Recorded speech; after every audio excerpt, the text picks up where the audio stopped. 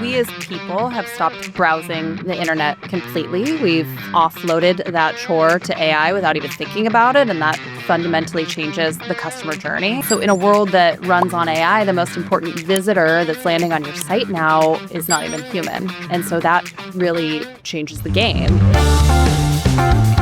AEO is not just the new SEO, it's the new search, like sort of wholesale. People are using LLMs as their entry point all the time. And so influencing the sort of conversational layer, Reddit, review site, press are like equally important in driving up the prominence of your brand. And if you're not there, you're just like going to be missing entire swaths, I think, of users.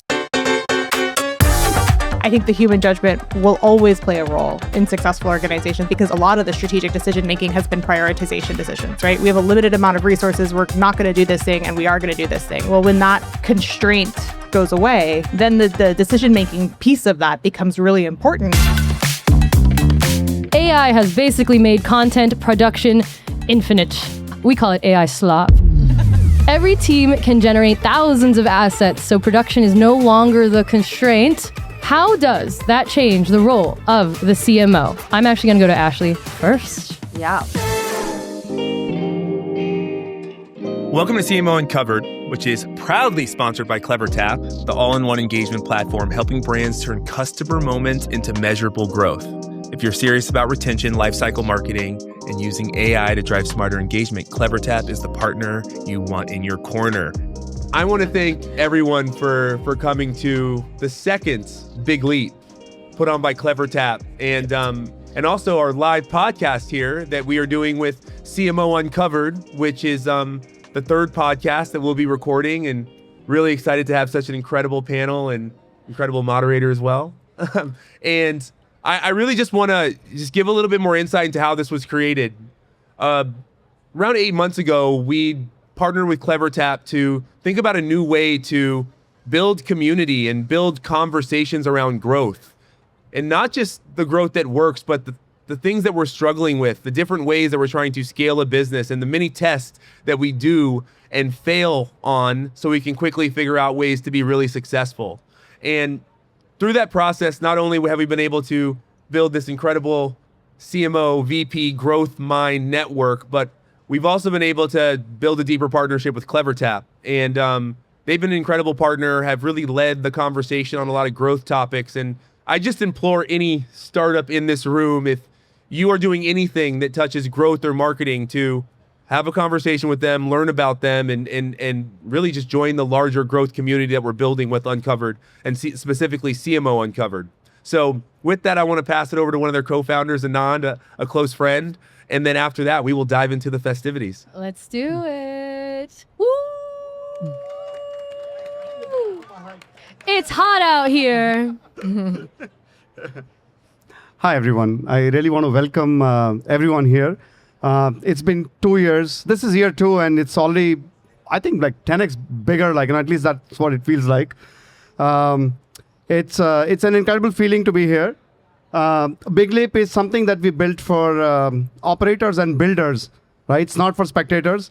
It's a community of people that actually are practitioners, like, who are building the next phase of growth, figuring out, like, how to grow their respective companies, backed with data, insights. And what's a better place than the New York FinTech Week, like, to launch it. We launched it last year here, and then we are here back again. This year, like, we are here alongside, the Big Leap. We want to thank our partners, like, especially Fiat. Thanks a lot, for the partnership, for being there always for us. We have also done the CMO Uncovered podcast, like, and it's shaped up really, really well. It's look forward to those episodes, like, please go and watch them. Like, they're really full of insights. It's shaped up amazingly well.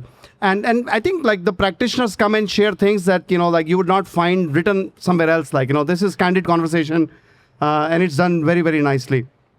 Also wanted to thank FinTech is Fam. Thank you, Nicole. Thank you, Anton.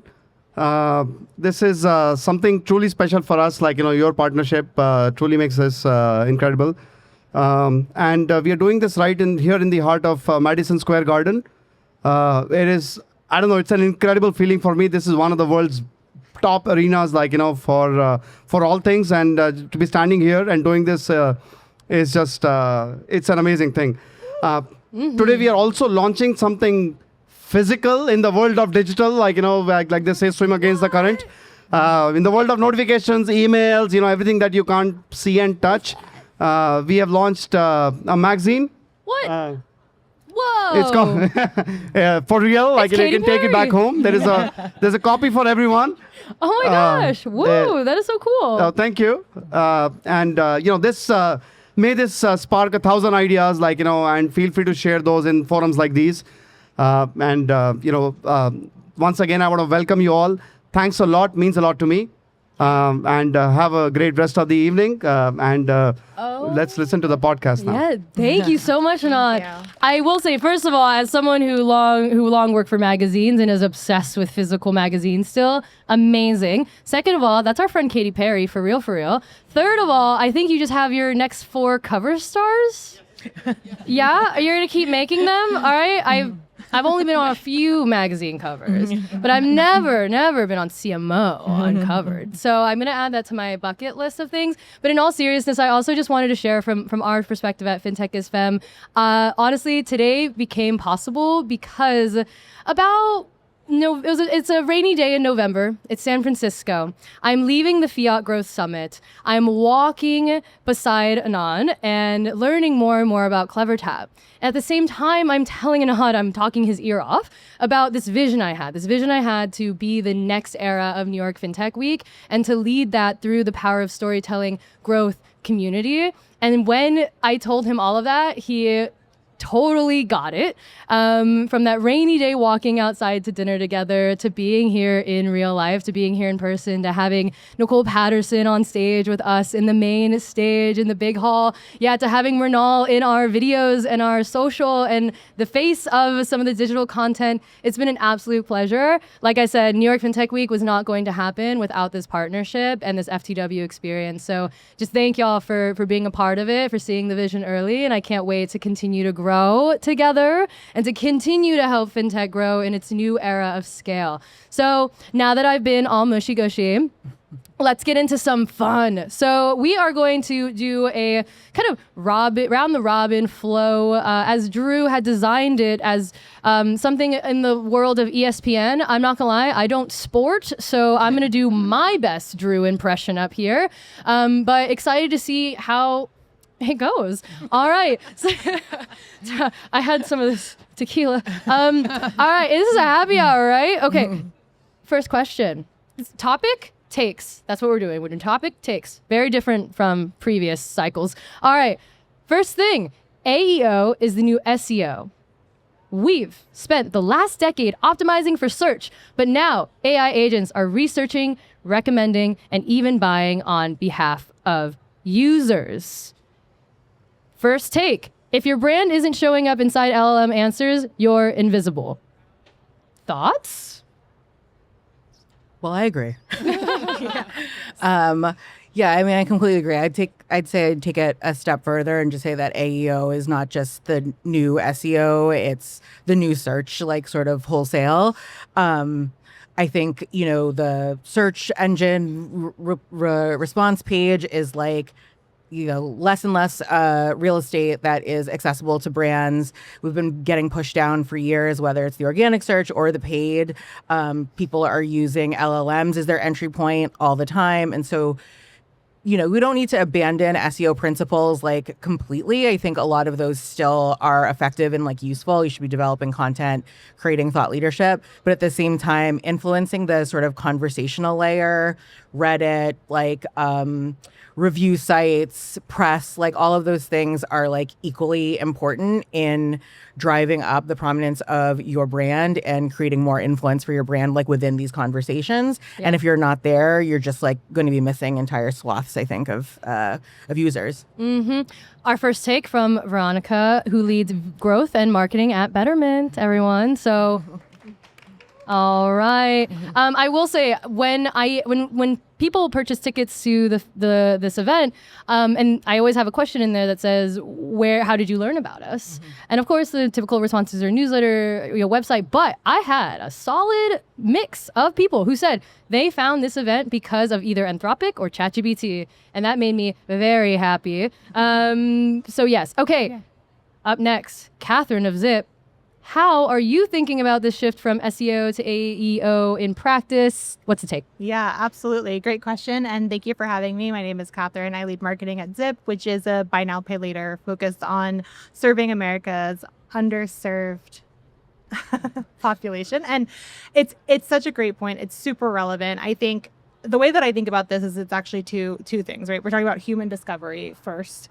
And that is, I completely agree with Veronica. It is really, at its core, I think the tactics to fuel discovery are the same as they ever were. I think there's a lot of hype around everything's changing. And actually, I think in terms of being found, it's great content. It's doing great work that is consistent and on brand and crucially discoverable by the engines. That's always been true. And I think pursuing the sort of like growth hacks to try and game these algorithms is short-term strategy in the same way that it was at the beginning of SEO, right? Link farms, et cetera. Just build great content, do work that people talk about, to your point about other sites.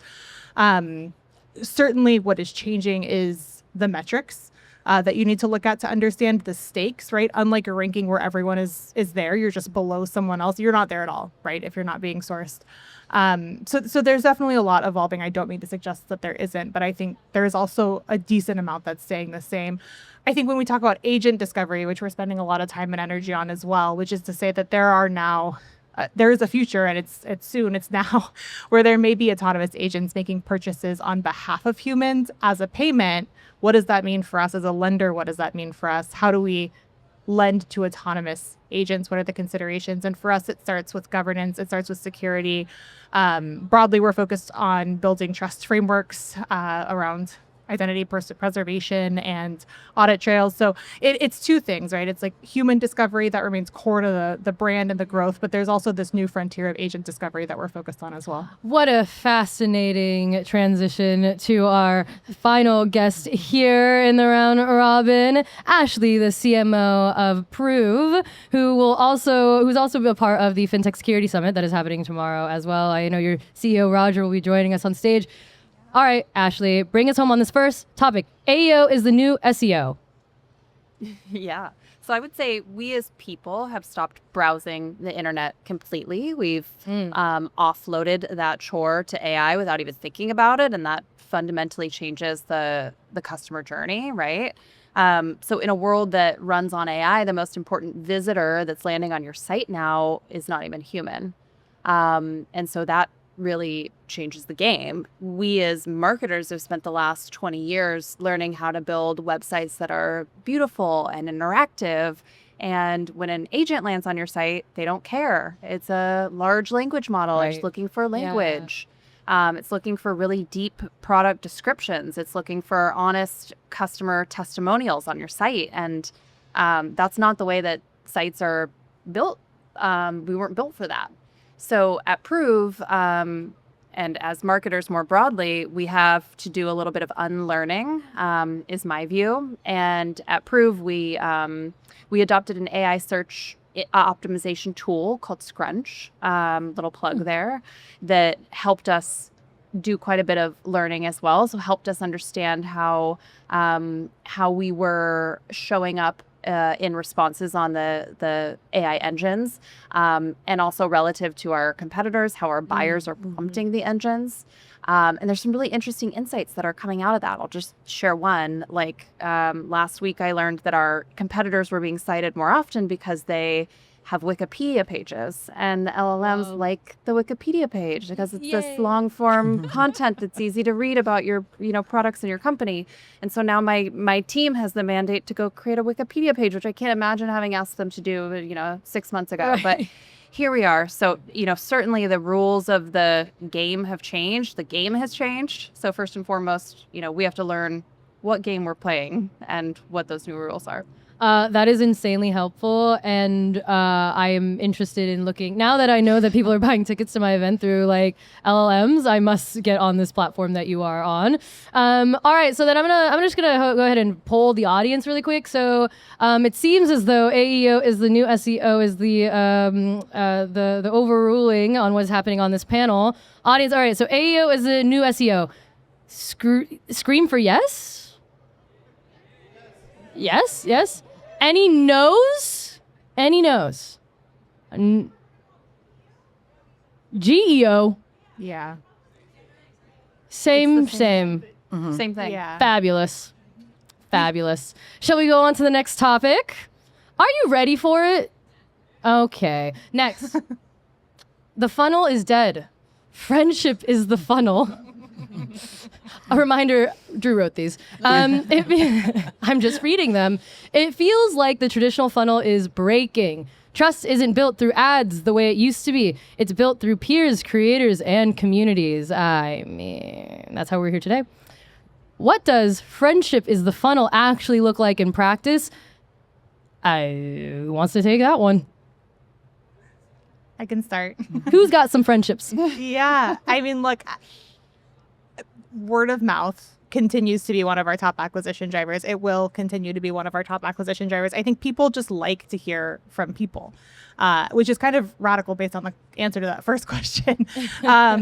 And I think there's a tension there that's worth discussing, but there is definitely that we're seeing. And I think what we're doing at Zip is we've actually launched a customer ambassador program, and we have direct relationships with our customers where we're asking them to create content in their own home on their schedule that is genuinely their takes, what it is that you use Zip for, why does it help you, why do you like it, post it on their channels if they want, share it with us. We use that as content across our ecosystem, and we have seen such strong engagement rates to that content, 2x 3x what we're seeing from Actor or Static. And I think it just speaks to the fact that there is like really high responses when you see someone that you trust and that you can relate to giving you information. I think there is a trust there that is real and worth paying attention to. I mean, fun facts for you all, since this is like a cool, closed VIP community. Honestly, we did this entire event with all 3 days of this FinTech Week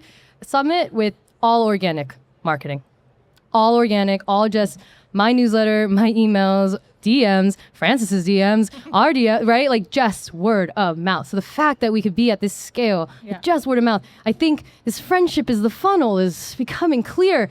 All right, if cold outbound and paid acquisition are getting less effective, what's actually working to build pipeline today? So curious from the Betterment perspective. Yeah, so I think that my view on the funnel, like in general, is like maybe not necessarily that it's dead, but that we're all reckoning with the fact that it was always kind of like an oversimplification of all of the things that like we do. Like we wanted to believe there was a linear, sort of journey from, unengaged prospect all the way through to like engaged referrer. And I think that the reality is that there's always been like a more of a kind of like chaotic mess of people moving 2 steps forward and 1 step back, like through their process and their relationship with our brand. And so,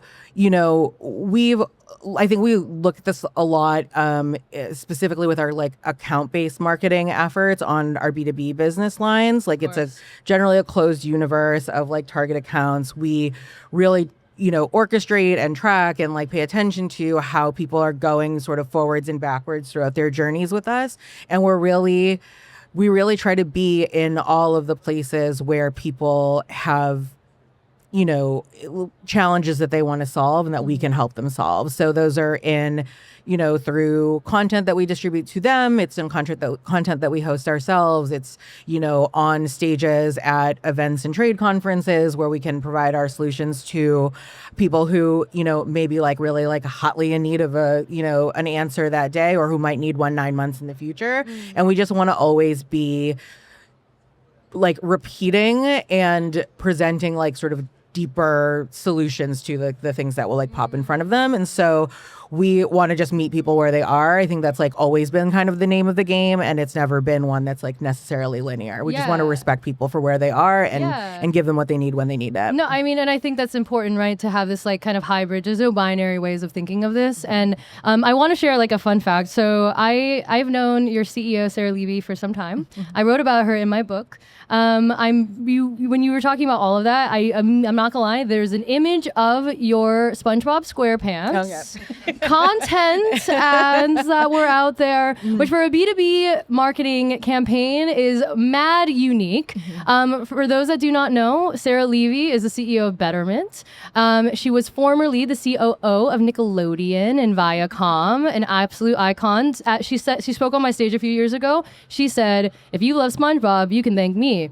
And for the people in the certain range that know SpongeBob, I thank her. Anyways, but yes, there were some Mr. Krabs things going on. It was very creative, but to that point of meet people where they are, even in a B2B world, look how much you all enjoyed just hearing about it. Imagine if you saw it. Absolutely. Yeah. Like B2B customers are also not just B2B buyers, right? Like 100%. you wear too many hats throughout the day, and it's like important to like respect that people could be sitting on their couch at night, see something amusing from one of your B2B solutions, and it doesn't have to be like a really buttoned up like LinkedIn post. Right. It can be SpongeBob. SpongeBob. And Cam can be SpongeBob. See, and I remember it. It was like forever ago. I remember it. Okay.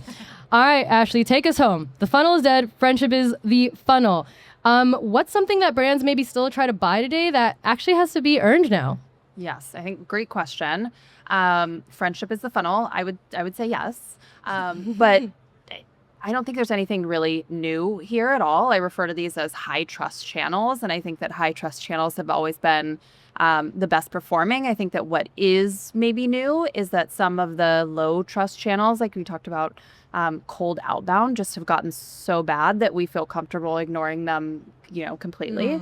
And of course, the reasons why these channels work is because we're able to leverage the credibility that others have spent years building. We're able to tap into that influencer or that partner. We're able to engage with them one-to-one and take advantage of their larger audience, so it has the benefits of a one-to-many motion. It's exactly kind of for this reason when I first joined Prove a year ago, the two kind of first investments I made were in customer marketing and community, and in partner marketing. Whenever we can have a customer speaking on our behalf, we want to create that platform for them to do that. Whenever we can have a partner walking us in the room, of course, we want to facilitate that as well. So that's not, it's not a trend. It's just how trust works. 1,000%. I have to shout out Prove for that, because the way that you have done your content and partner content recently has been leaps and bounds. Honestly, I'm watching it. I'm following you. All right, I guess we can shout out Sage over there, who is a part of the Prove team in the room. I know. I mean, you see the way that she is here and doing the content, and thus you will see it later in your marketing ads, right? Like also just the organic. I think I've been seeing you guys do those tiny mic interviews and putting the content out there. And even in a world where like a LinkedIn company account feels so dead, which should have been a question on here, but it isn't, is like, it's so true. But to see the Prove one just like blow up because you guys are interviewing your clients, interviewing your customers, doing it in an intimate setting, and then like just letting the content go out and live organically so people can consume, it's huge. And I do think that's what builds trust. It's kind of how I do it too. So I really resonate with that. Okay, so then we're back at this isn't a part of it, but I've decided for it to be a part of it, where I poll the audience for the topics at the end. So just whatever they said, the funnel is dead. Friendship is the funnel. Yes? Ooh, that was not as good as AEO is the new SEO. There's some disagreements there. All right, let's try the funnel is dead, friendship is the funnel. No? Guys, someone needs to get more contrarian up here. All right. Doesn't think it's a binary choice. Fair. I will roll with it. All right, we're going to move on to our next subject. Thank you for your participation. I appreciate it. Okay, up next. Creative is infinite. Taste is the moat. AI has basically made content production infinite. hasn't it? We call it AI slop. Anyone else? All right. Every team can generate thousands of assets, so production is no longer the constraint. I'm not gonna lie. I might beg to differ. But okay. How does, although we move very fast, so maybe I'm wrong. Anywho, how does that change the role of the CMO? I'm actually gonna go to Ashley first. Yeah. So of course the cost to create content has crumbled, and that sounds like a gift until you realize that everybody else has just been given the same gift. And as you mentioned, more often than not, the outcome or the output is really slop. It's less trusted, it's less differentiated, and there's infinitely more from a volume perspective. So taste does start to become the moat for sure, but kind of pushing that even a little bit further, I would say that authenticity really becomes the moat. And taste is really how you build that authenticity. So the question we're asking ourselves now at Prove is, how do we create authentic content at scale? And we think about this a lot at Prove. We're an identity company, so literally, all we do is help people prove people are real in a world where it's harder than ever to figure out if anything is real. So that irony is not lost on me for sure. But it also means that we have no choice but to kind of operate by that standard ourselves. Right. So again, authenticity, I think, it's not just a brand value for us. It's definitely a mandate for how we operate. I will say it definitely sticks with me for you to say, like, to be able to create that organic, authentic, tasteful content at scale, right, is maybe the new challenge area, because now we've like figured it out that at the end of the day, the taste, the discernment, right, for what is quality is on us humans. How will we continue to scale that? I guess we shall see. I believe that a lot of these, all of our fintechs are just going to continue to be household names in the space, but and I might have a role to play in some of that. Now, let's go to Catherine. If everyone can create, what actually differentiates brands now? Yeah, that's a great question. I think similar to the point that Ashley made on the last one, I think I would argue that taste has always been the moat. I think it is the role of the marketer, and it has always been the role of the marketer to discern what should be said, what's worth saying, what is and is not on brand. And I think that, like, especially as the product becomes more of a commodity, or as everybody is kind of creating similar solutions to similar problems, the brand and the experience, right? Because the brand is not just the campaign. The brand is how your product works. It's their product working every single time someone goes to use it at a critical moment in their day. Like, that consistency and that experience is their experience of the brand, and that matters so much. And that is actually what drives that word of mouth thing that we were talking about, right? So this is cyclical. It works when it works really well. It's a growth cycle that is critical, frankly, for success. And I think taste and judgment is at the center of that, and that has always been the marketer's role. Well, Veronica, really well said. And Veronica, for you, I want to ask, like, how do you build taste inside an organization, like culturally? I guess how? Yeah, I think it's, I don't know if we're sort of constantly in the pursuit of like building it. I think it's like hopefully something that we're screening for at the onset, and have built teams that like have that like sort of like present in the DNA. I think what in this era of mass production, where the risk of sameness like is so real, I think actually what we hope to build within our teams is like a sense of like kind of bravery. Like, can you take a big swing? Like, can you not worry about too much? Hell yeah. Yeah. Like, can you not like worry too much about like what has worked in the past or looks the same as everything else, or, like, let's take a big swing and learn fast, because now we have the luxury of time, and like it requires fewer resources to sort of pivot and learn from that swing and do something else fresh. And so I think that's how we can sort of stand out. And that's the kind of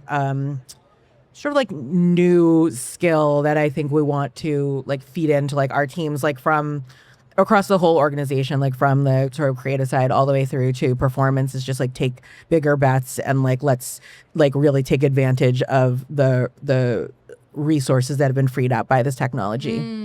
Yes. Learn by doing, right? I mean, it makes a ton of sense. That was so well said, and I totally agree. One of the best pieces of leadership advice I've ever received and marketing advice is to make big calls on big bets. I don't really even want to poll the audience on this one because I would love to see the person who wants to disagree with this. If you're out there, you let me know. Feel free to come up here. I would love to hear from you. But I think taste is the new moat. I don't have a bell. Ding, ding, ding. Winner. Okay. We have 2 more topics here before we are out of time. So next, the AI native marketing org. We are seeing teams shrink, not grow. A small team with AI can now match the output of a much larger organization. A take in note of itself. Yeah. All right. What does an AI native marketing team actually look like? Veronica, maybe we'll start with you. Sure, yeah. I mean, I think it looks a lot like the sort of scrappy and lean startup marketing orgs of the past. But I think that what is exciting about all of the new technology available to us is that rather than having to wear like 50 hats all the time and figuring out exactly like how to distribute your hours and time and money across all of your responsibilities to all those different hats, we know that there are savings to be had in the execution arm of this. We can like really focus more of our time and resources and thinking to the sort of strategic part. So the question, I think, starts to become a little less of, can we get it all done? And if so, it needs to start now, and more of like, actually, are we doing the right things? Should we do this? And then when we feel that we can answer those questions with a lot of like intention and like a lot of like confidence, then enlist a lot of the sort of new technologies to help us deliver on that quicker and also optimize on it quicker as well. Yeah, no, I mean, the speed is an important part. In fact, I think Drew sometimes often says things on his LinkedIn about speed being a moat, but he didn't put that on his question list either. But I know that is a part of it. So it's awesome that you said that. All right, Catherine, where do, I guess, teams maybe struggle to adapt being AI native? What are you seeing on your end? Do you even agree with this? What's up? Yeah, it's a good question. I think there is still a bit of a gap between this future state that we're all talking about and like where teams actually are in practice in most places. And that is a tension that everyone is feeling all of the time. I think to your point, it is an exercise in redesigning workflows and operating systems, right? It's not about taking the work that a human is doing and saying, okay, I'm going to give this now to an agent. I mean, maybe that's step one, but it's rethinking completely how this team operates. What is this team accountable for delivering? What is the operating system necessary to deliver that output? And where in that system does the human judgment need to sit? Because I think the human judgment will always play a role in successful organizations. I don't think that that's going anywhere. In fact, similarly, I would argue that it's getting more critical as the decision-making becomes more strategic, right? Because all of the strategy or a lot of the strategic decision-making has been prioritization decisions, right? We have a limited amount of resources. We're not going to do this thing and we are going to do this thing. Well, when that constraint goes away, then the decision-making piece of that becomes really important, and building the proper delegation of that decision-making to more junior people who don't typically have to make those decisions is a big part of maybe what's missing today to really get us there. So it's a lot of upskilling and reskilling. I think the skills to be successful in this future of the workforce, which it is evolving, we're seeing that real time, are different. They're different today than they were a couple of years ago, and they're certainly going to be different next year to retain, the value that we get out of the humans. But I think that will remain a critical part of success for organizations. Oh yeah, forever and ever and more. So Ashley, from your perspective, are there roles that are disappearing? What roles are becoming more important? Is that question strange? You tell me. Yeah, I mean, first of all, I just want to say that if your team does not look like 5 marketers and 100 agents, like, you're fine. Normal. I feel like there's Normal. a lot of marketers or marketing leaders that are silently sitting in like AI shame jail right now because they feel like their team should look different than it does, or they feel like they're behind, and you're not. It's okay if you wanted to wait until the tools got a little bit more mature, or you wanted to see some other people build out the workflows first. We're there now. The tools have reached maturity where any one of your marketing team members can pick them up and have incredible value from them. We have these, great kind of pioneers, marketing pioneers who we can follow and learn from to build. But, my team is 25, 30 people at Prove. I'm not planning on scaling that down to 5 people anytime soon. And that's really because I think, similar to your point, the things that are differentiating, it's really everything we just talked about. The things that are differentiating for marketing teams right now are the authenticity, are the friendships, are the way that we can build relationships in real life.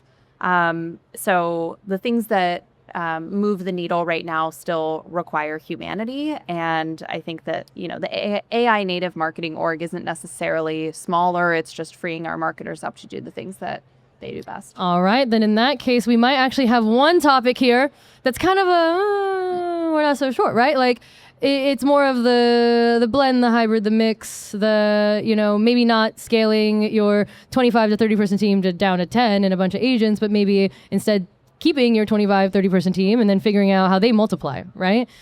Because of what you're able to do with AI. So any objections? Y'all are too easy. Okay, up next, we have one more topic to go over before we wrap here. So, topic here is attribution is a lie.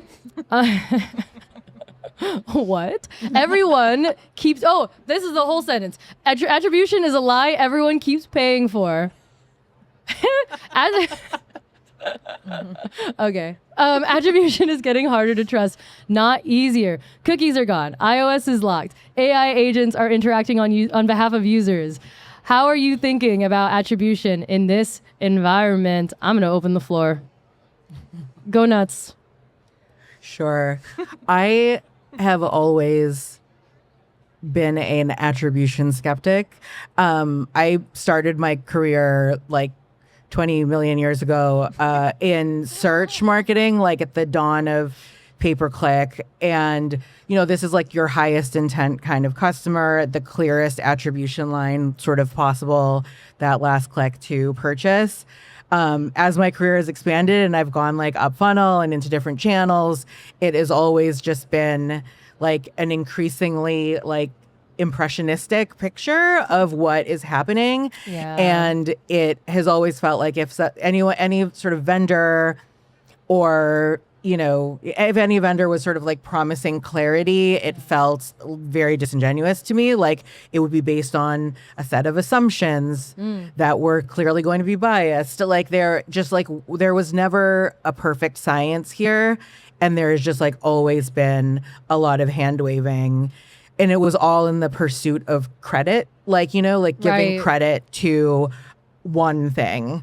And I like to think about marketing as a system and ensuring that the system works. And I think that metrics are obviously important. I'm a performance marketer at heart. Growth is very important to what we want to do. But I like to anchor our strategies on actually sort of precise and measurable things, even if they are sort of ultimately at a blend. So CAC, ROAS. And I think that when we can align with our buddies over in FP&A, it gives you the freedom to then play within those constraints and take the swings that you can afford to swing at, and to be conservative when you need to be conservative, and look at the entire mechanism and think of it all as success. And I think it also just kind of breeds better partnership across different channel teams and creative teams and all of that, because we're all sort of operating towards one goal, and our ability to be creative within that just sort of is dependent on our success in hitting that. So yeah. Okay. So then is there a metric that you think people are really over relying on right now? I got some, but you guys go. Say it. Say your truth. Say your truth. I don't know if there's I think every business has their own set of metrics. I can probably tell you what I think it is for Zip, but I will say that to your point, there is a tendency, especially cross-functionally, to really try to anchor on the thing you can absolutely measure, right? Like this is tied to this click is tied to this outcome. And I do blame the beginning of digital marketing for this, right? We were all sold, CMOs were like finally able to go to their CFO friends and say like, look what we can do now. And that was really exciting. And everyone was really excited about that. And that probably wasn't very true then, and it's certainly not true now. And I think it is about unlearning that truth. And so it is about relearning a new set of truths that are credible across your organization so that there is that collective buy-in, because ultimately it is your job not just to grow the business as a marketer, but to make sure that there's shared buy-in to the like credible science that underpins the decisions and the investment decisions that you're making. So the easy metrics, maybe the easy ones that are like trackable and not thinking broadly about all of the ways that everything else that you're doing is lifting those boats. And I think that the I love all my vendors, of course, but all my media vendors, but they do all like sort of like report on the efficacy of what they're selling to you, like in vacuums, like in these silos. And so when you try to feed those into these like huge models, it like everything just kind of gets really murky. And so I think that like the whatever like metric they're calling it, they're also calling it the CAC that they're providing you or the CPAs that they're providing you or like whatever, but it just really captures like too small of a sliver of like the whole picture. Yeah. And then the tools that try to connect it all, like add this layer of sort of pseudo gravitas, like dashboards and spreadsheets and like all that stuff. And like it all is kind of like a little bit of a house of cards. And so I feel like those are the metrics that I'm always a little bit like wary of, are the ones that come in a spreadsheet from like one of our our media partners, because I know that they're just they want another check for next month also, so and I want to give it to them, and I do believe in the power of all these things, but individually I think it's not it's just not the picture. Well, you have the full picture, and it makes sense. And honestly, even as a media company myself, I'm evolving with that because I'm like, that's so cool that you want to see how many LinkedIn impressions this thing got or like this one post. And I'm just like, I mean, it got a lot of LinkedIn impressions. I don't know how to exactly explain to you what the ROI is on all of those LinkedIn impressions. But what I can do is explain the ROI on the LinkedIn impressions in addition to the time on stage, in addition to the podcast, in addition to, right? So to your point, like all of these, like creating more of a diversified flywheel of metrics that we're pulling from that maybe, are a part of how we're seeing a more accurate picture of attribution, since the other part is a lie that we keep paying for. That is kind of how I'm seeing it. But any other thoughts on this last thing? Is there a metric that you think people are over-relying on right now? Anything like that? I think our performance marketers here are going to say it better than I. They crushed it. They crushed it. Okay, all well done. All right. Any rebuttals? Now's the time. All right. Okay, we're all in agreement. This is great. All right, we all love each other. We're all in agreement. I love that for us. We're all going to collectively take a cheers and a drink together. Actually, should we just do that right now together? All right, everyone raise, because we're done. Raise your glasses, huh? All right. We did it. We went through the round robin. They were honest. They're drinking water, but all right. There's no such things as being bad luck to cheers with water. Thank you so much for joining us on this amazing happy hour rooftop terrace. We did not get rained on. We enjoyed the cooing of birds and the planes that have gone above us. Thank you all so much for joining us, and also just being open, honest, sharing your perspective. There's so much that I learned from this, so I really appreciate you being here, taking the time, and excited for you all to attend. Essentially, you were a part of a podcast today, so you'll get to listen to it again later. And once again, just thank you to CleverTap and the CMO Lounge and this VIP experience. I know we have some food that I can smell, and I'm so excited to eat. So please be as excited as me to eat it. Connect, enjoy. Please continue to be a part of this community. I love that. Honestly, like the growth and marketing senior leaders in fintech definitely, I think, need more gatherings, more communities. So I'm excited to help support and make it possible. So Ashley, Catherine, Veronica, thank you so much for joining us. Please, a round of applause. Thank you. Thank you.